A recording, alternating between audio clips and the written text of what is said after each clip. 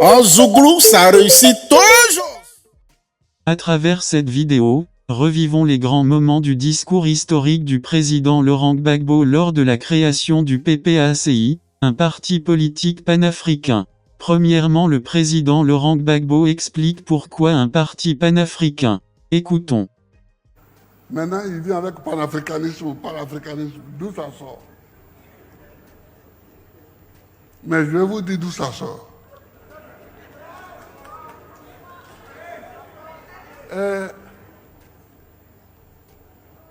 C'est Kwame Nkrumah qui a écrit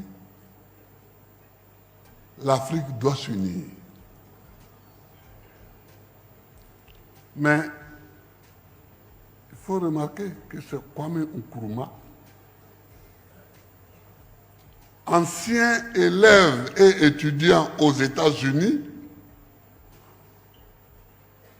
qui a écrit l'Afrique doit s'unir. Regardez un peu les États-Unis.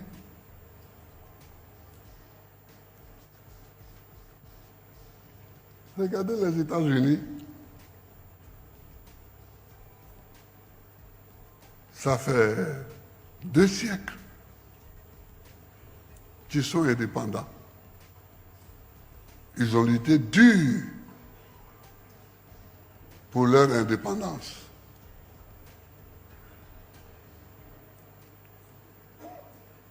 Au départ, ils étaient 13 États. 13. Ça vous dit rien? Ça, c'est la CEDEAO, déjà. C'est déjà la CEDEAO.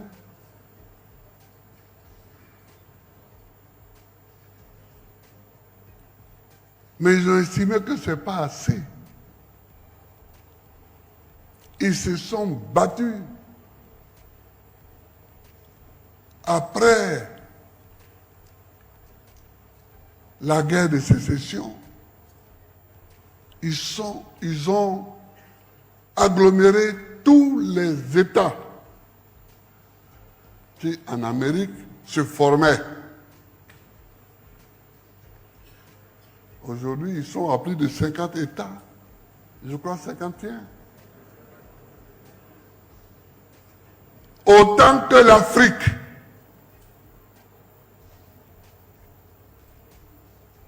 Autant que l'Afrique.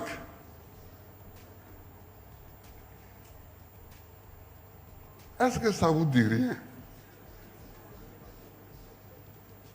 Regardez un peu le monde et voyez quels sont les puissants. Les puissants sont les grands de taille. La Chine, les États-Unis, la Russie, le Canada, ce sont les pays qui sont, comme le disait un de mes anciens collègues président de la République, qui sont balèzes. Ouais. Mais nous, chacun peut être président dans son village. On a un petit tronçon de pays et on est président là et on est content.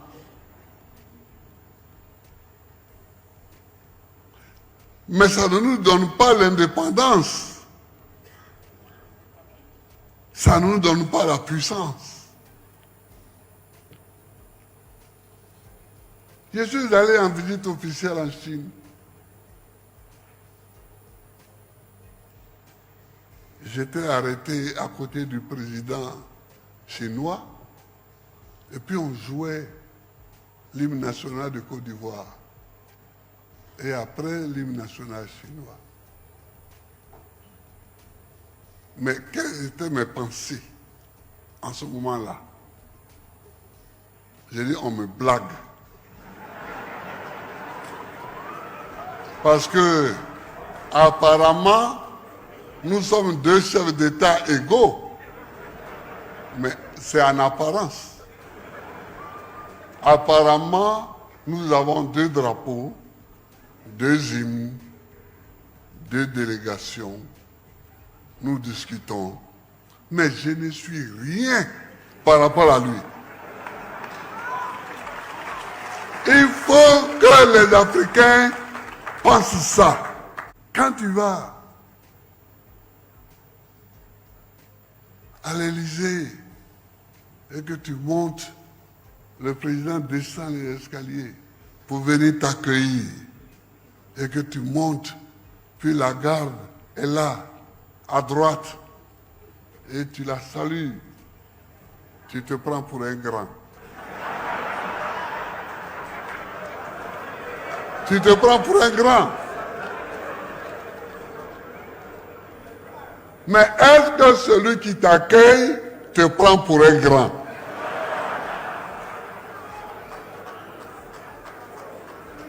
Et est-ce que la réalité te considère comme un grand? La réalité des faits et la réalité politique. C'est ça.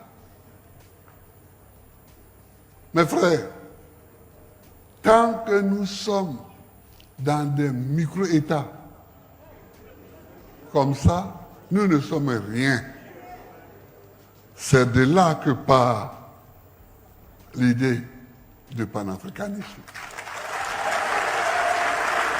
Dans cette deuxième partie, le président Laurent Gbagbo, avec beaucoup d'émotion dans la salle, annonce la préparation de son retrait.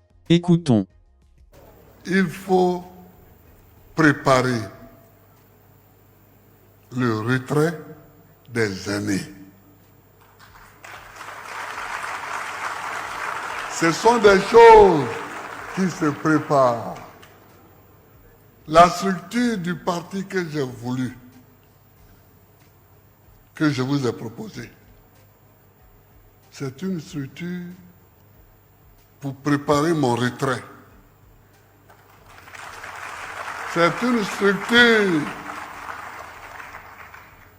pour que demain, je puisse m'en aller tranquillement dans mon village, sans regret. C'est une structure pour que le parti lui-même puisse avoir l'œil sur celui qui le dirige.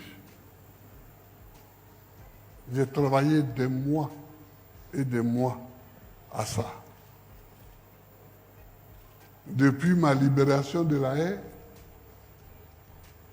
depuis que j'étais à Bruxelles, depuis que je suis venu en Côte d'Ivoire, je travaille à ça. Comment partir demain sans causer des dommages à notre instrument de combat? Chers camarades, chers amis, mon ambition aujourd'hui, c'est de partir. C'est de partir. Pas de partir pour vous abandonner. Moi, je serai toujours un militant de notre parti. Un militant de base. Je n'ai plus besoin de faire des démonstrations. Je n'ai plus besoin de démontrer que je peux diriger un parti, je ne peux pas diriger un parti, je peux diriger un État. J'ai dirigé un parti, j'ai dirigé un État. En Zouglou, ça réussit toujours.